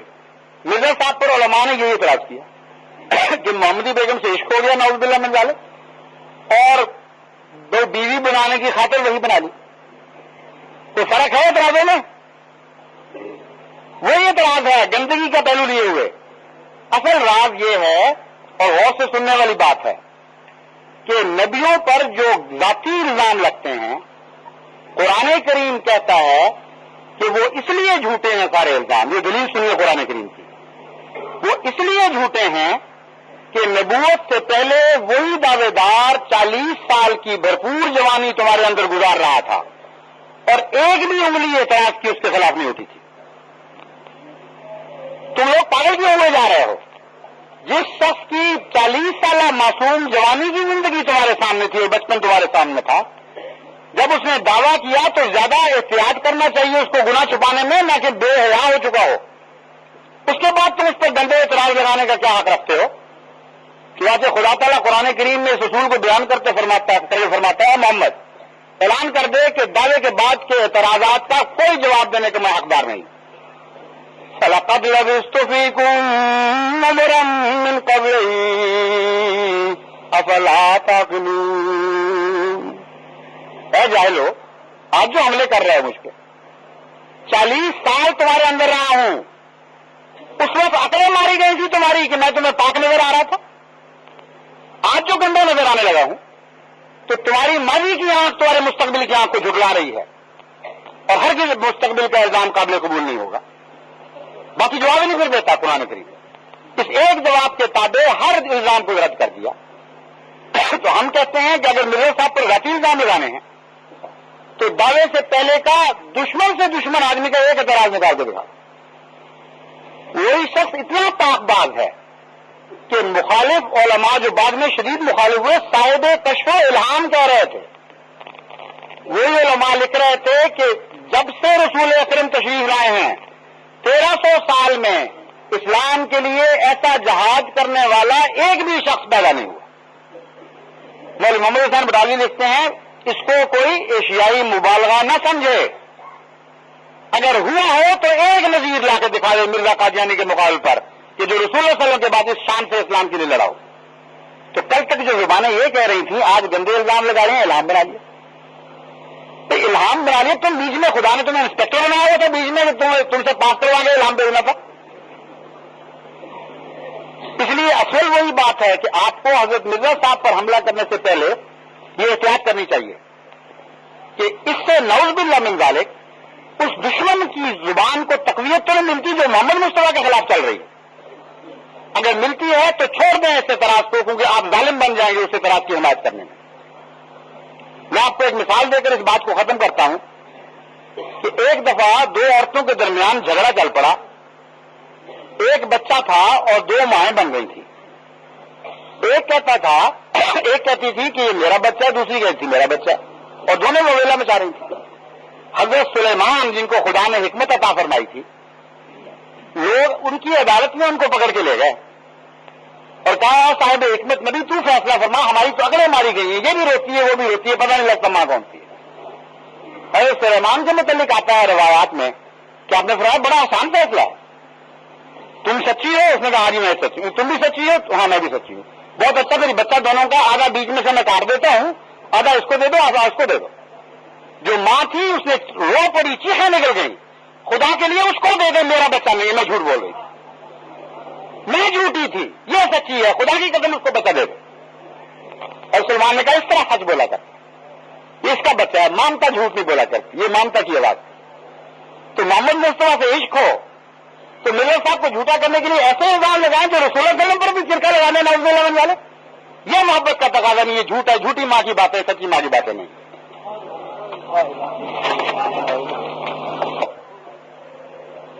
کہاں ٹھیک ہے، بہت اچھا۔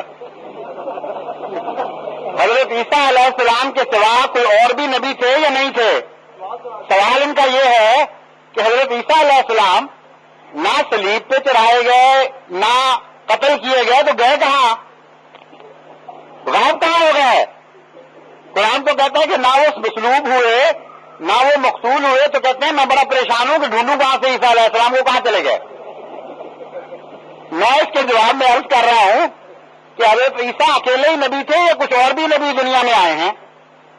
1,24,000 مانتے ہیں کہ نہیں آپ؟ ان میں سے بھاری اکثریت ایسی تھی نا جو نہ قتل ہوئی نہ صلیب پر چڑھائی گئی، مانتے ہیں کہ نہیں؟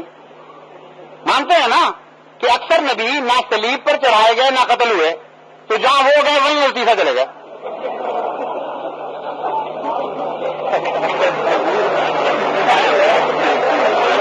کون کہتا ہے؟ قرآن کریم کہہ رہا ہے، مولوی تو کہتا ہے آسمان پہ چڑھائے گئے۔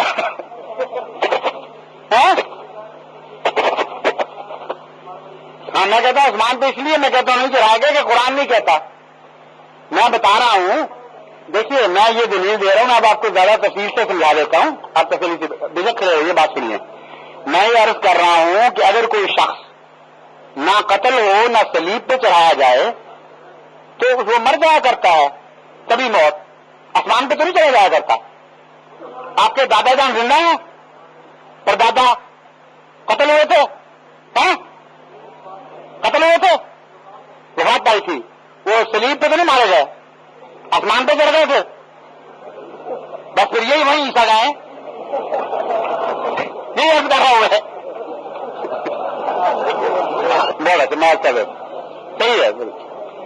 ان کا سوال ہے بہت دلچسپ، عالمی حالات کے پیش نظر اسلام کا مستقبل کیا ہوگا؟ یہ ہے خلاصہ ان کے سوال کا کہ عالمی حالات بہت خطرناک ہو رہے ہیں، لیکن فرماتے ہیں کہ ہمارا ایمان ہے، ہمارے بزرگوں نے کہا ہے کہ اسلام ترقی کرے گا۔ تو آپ بتائیے ان حالات کو دیکھ کر اسلام کس طرح ترقی کرے گا؟ مار کھا کر ترقی کرے گا یا اس طرح ترقی کر جائے گا؟ یہ ہے سوال۔ تو اس کا جواب یہ ہے کہ اسلام کے تنزل کی خبر جس رسول نے دی تھی اسی نے تو ترقی کی خبر بھی دی ہے، تو جب ایک خبر سچی ہو گئی تو دوسری بھی اسی کی سچی ہوگی، اور جس طرح اس نے کہا ہے اسی طرح سچی ہوگی۔ سمجھے میرے پوائنٹ؟ کہ تنزل کی خبر بھی اگر محمد مصطفیٰ نے خود دی تھی، کوئی نئی بات نہیں پیدا ہوئی اسلام میں، ساری خبریں حضور نے دی تھی کہ علماء جھوٹے ہو جائیں گے، گندے ہو جائیں گے، مسجدیں ویران ہو جائیں گی، آباد ہونے کے باوجود مسلمان نام کے ہوں گے، قرآن لکھنے کے لیے رہ جائے گا. میری باتیں نہیں، رسول اللہ صلی اللہ علیہ وسلم کی باتیں ساری.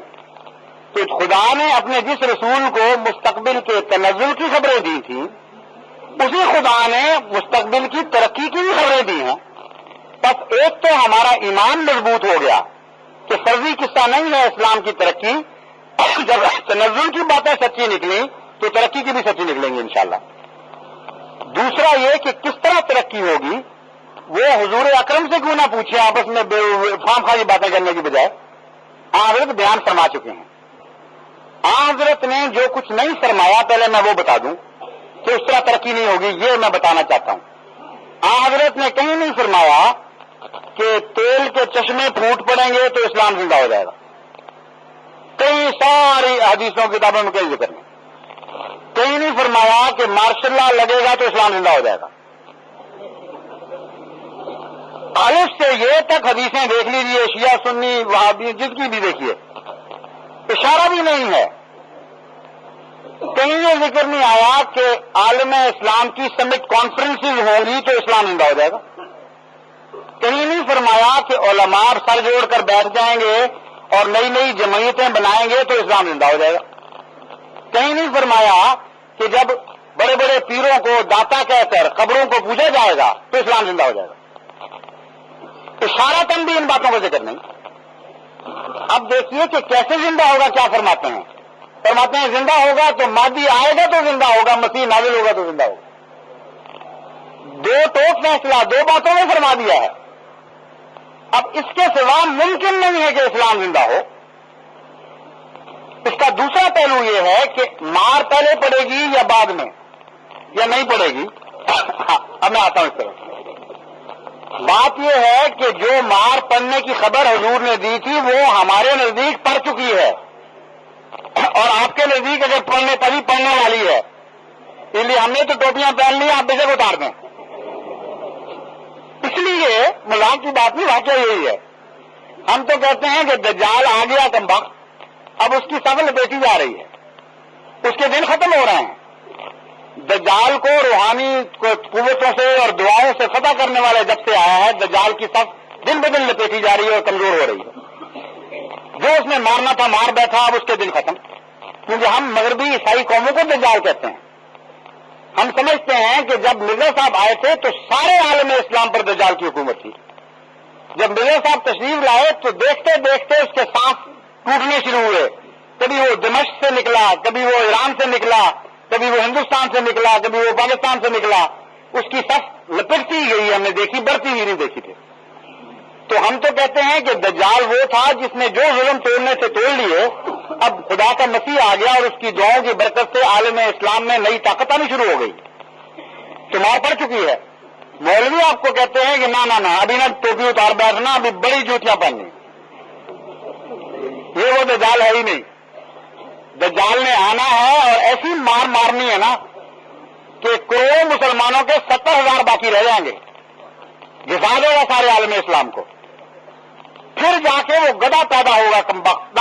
وہ مسیح کے نازل ہونے کا وقت آئے گا جب گدھے پر بیٹھ کر یہ کانا کمبخت سارے عالم اسلام کو تباہ کر بیٹھے گا. تو احمدیوں کے لیے مار ماضی کا قصہ بن گئی، آپ کے لیے مستقبل کا خوفناک ایک نظارہ جو کسی وقت بھی آ سکتا ہے. بچنا ہے تو ہم بھی ہو جائیں، یا مارنی پڑے گی انشاءاللہ.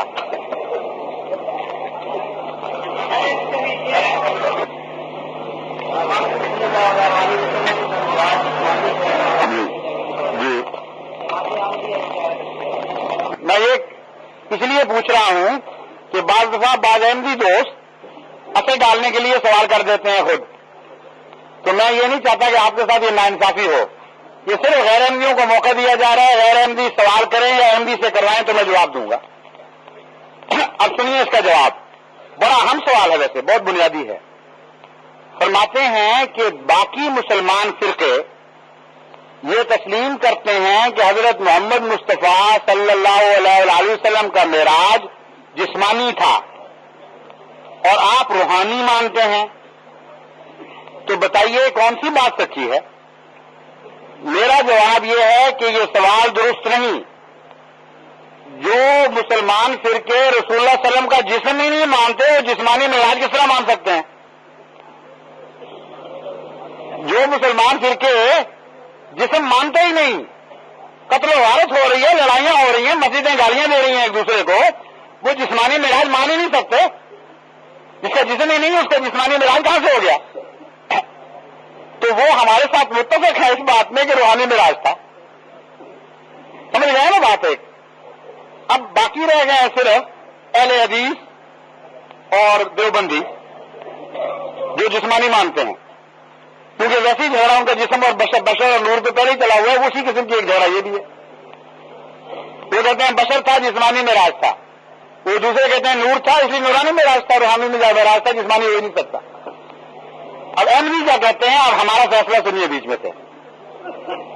ہم یہ کہتے ہیں کہ آن حضرت صلی اللہ علیہ وآلہ وسلم کا یہ ایک عظیم روحانی معراج تھا، جسمانی نہیں تھا، کیونکہ روحانی دنیا کی باتوں کے لیے روحانی معراج ہوا کرتے ہیں. اگر جسمانی دنیا کی باتیں ہوں تو جسمانی معراج ضروری ہے. اگر خدا جسمانی ہے تو معراج جسمانی تھا، اگر خدا روحانی ہے تو معراج روحانی تھا. پہلے یہ فیصلہ کرو کہ خدا کیا ہے تمہارا.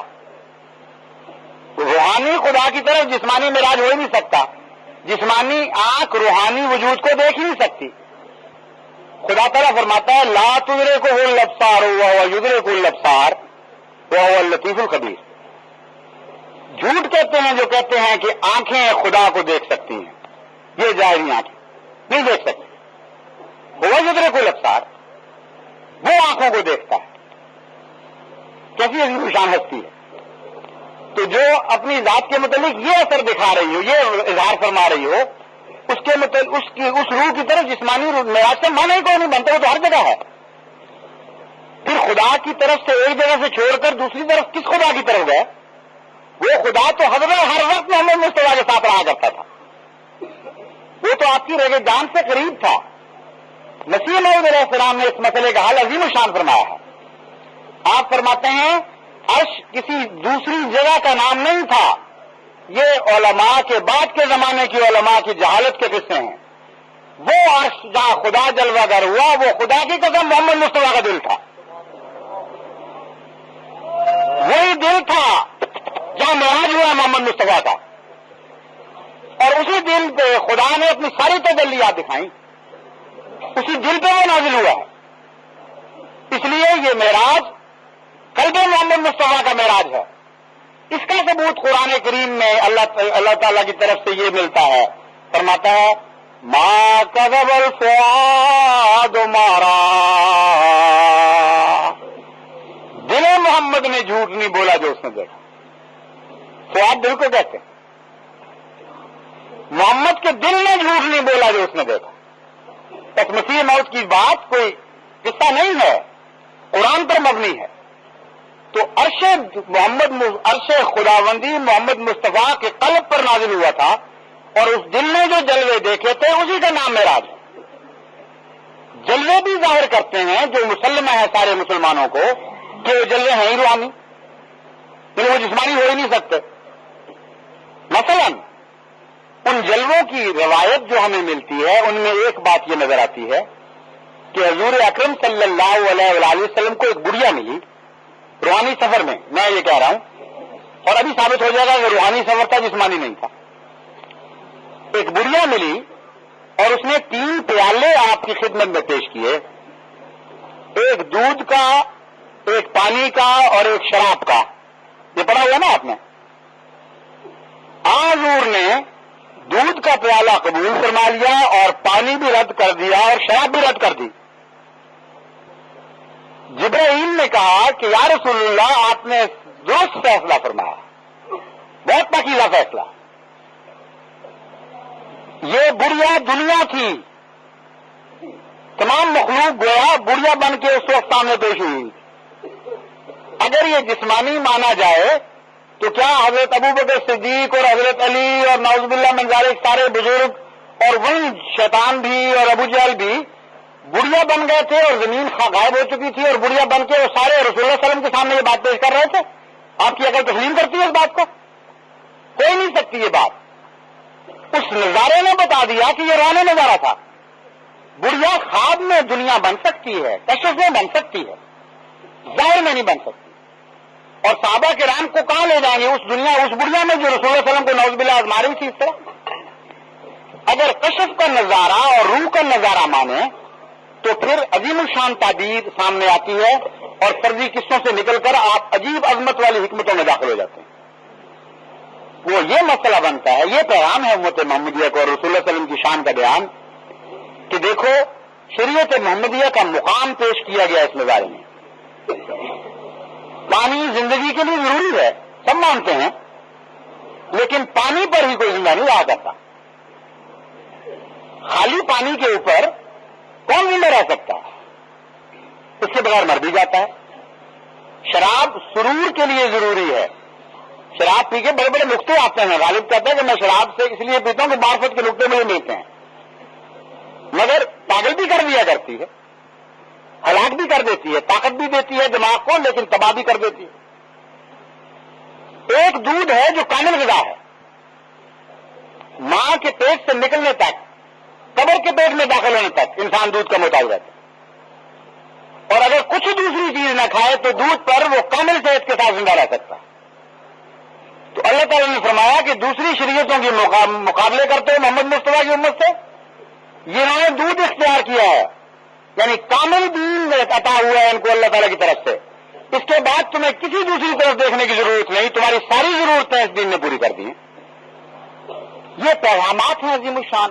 ان کو چھوڑ کر تماشے بنانے کے لیے خام کھا کے ایک گھوڑا بنا لیا، اس کے اوپر چڑھ کے، یہ فرضی قصے رسول اللہ علیہ وسلم کی عزت افزائی کا موجب نہیں بلکہ گستاخی بن جاتے ہیں، خدا کی گستاخی بن جاتے ہیں.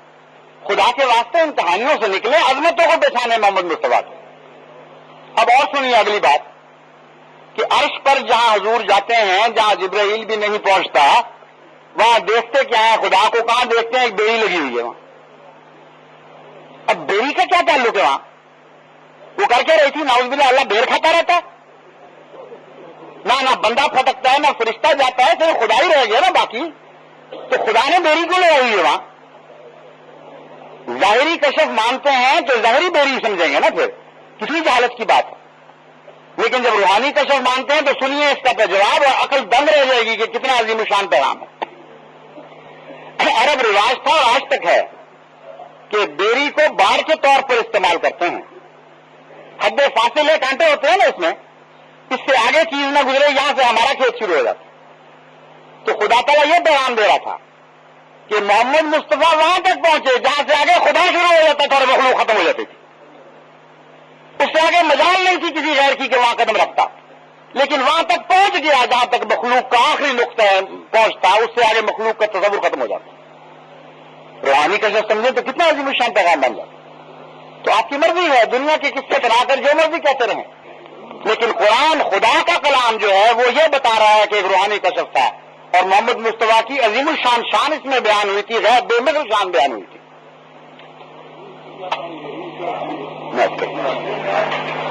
میں یہ کہنا چاہتا ہوں کہ جس حدیث کی طرف آپ نے اشارہ فرمایا ہے کہ امام مہدی کا نام محمد ہوگا، اس کی ماں کا نام آمنہ ہوگا، باپ کا عبداللہ ہوگا، یہ وہ حدیث ہے.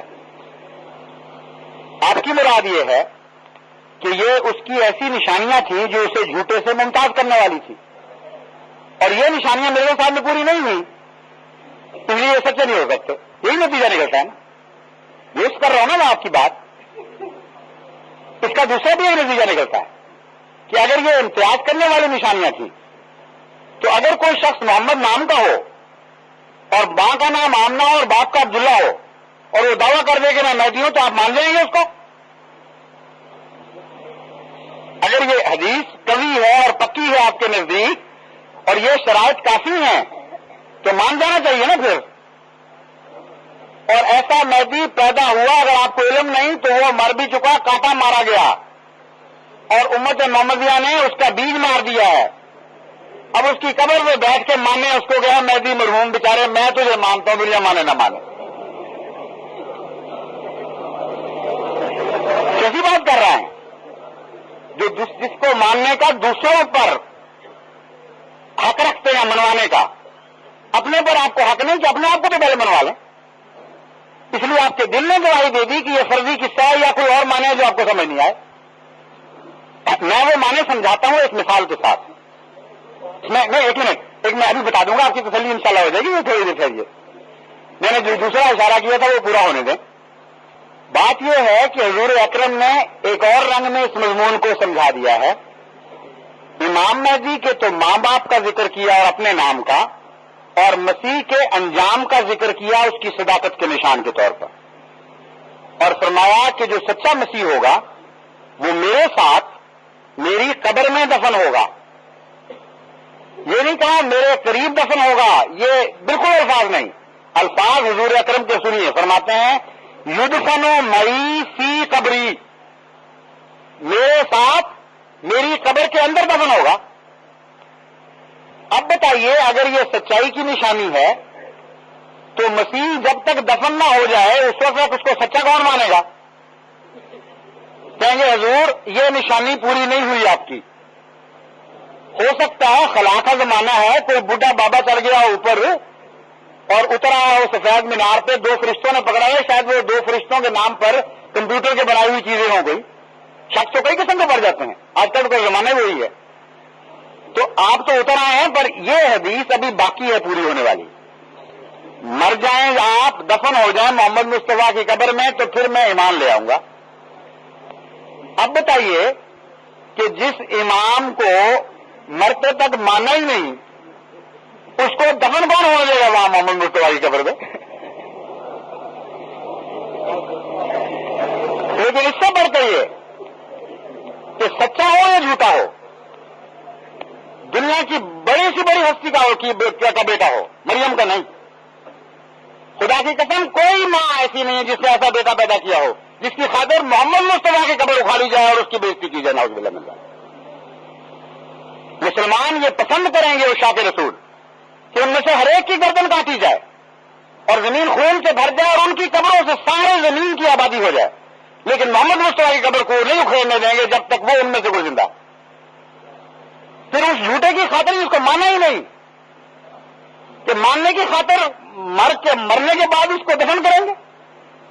یہ تو پٹھانوں والا وہ مذہب ہے کہ ایک پیر صاحب چلے گئے تھے کہیں، تو وہ اس کے ساتھی تھے، ایک کو تو انہوں نے مار دیا. تو پیر صاحب کی باری آئی تو انہوں نے کہا کہ میں تو پیر ہوں، پیروں کی تو تم بڑی عزت کرتے ہو. ہو ٹھیک ہے، اب ہمیں پیر کی تلاش تھی، تیرا مزار بنائیں گے اور پوچھیں گے تجھے.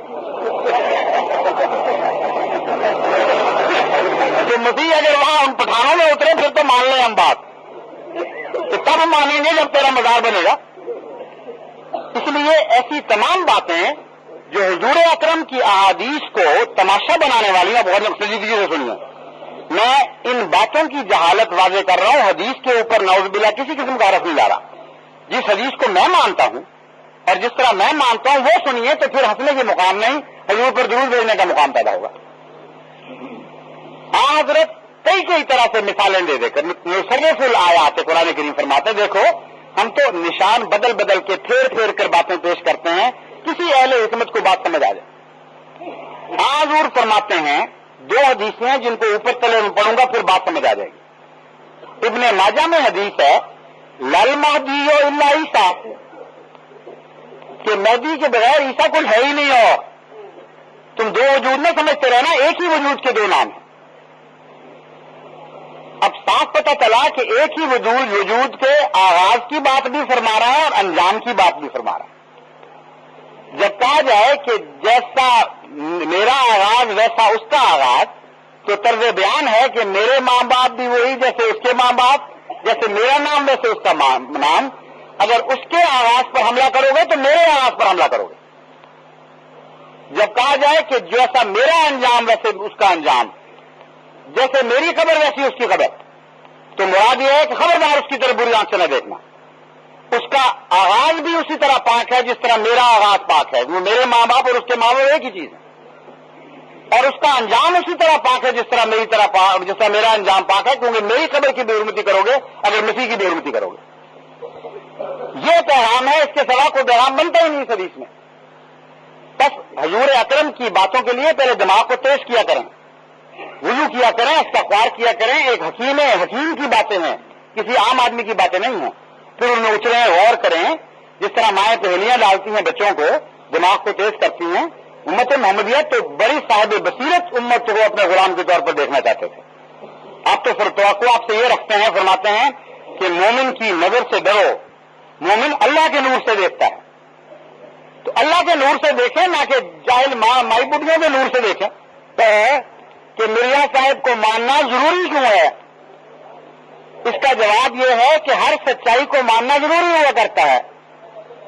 آپ یہ کہہ سکتے ہیں کہ سچا ہے کہ جھوٹا ہے. حضور اکرم فرماتے ہیں کہ جب تم مہدی کا زمانہ پاؤ، مہدی کی خبر سنو، تو برف کی چوٹیوں پر سے گھٹنوں کے بل بھی چل کے جانا پڑے تو ایک حدیث میں ہے اس کو میرا سلام پہنچاؤ. انکار تو الگ رہا، محمد مصطفیٰ کا سلام پہنچاؤ اس کو، اور ساتھ انکار کر دو.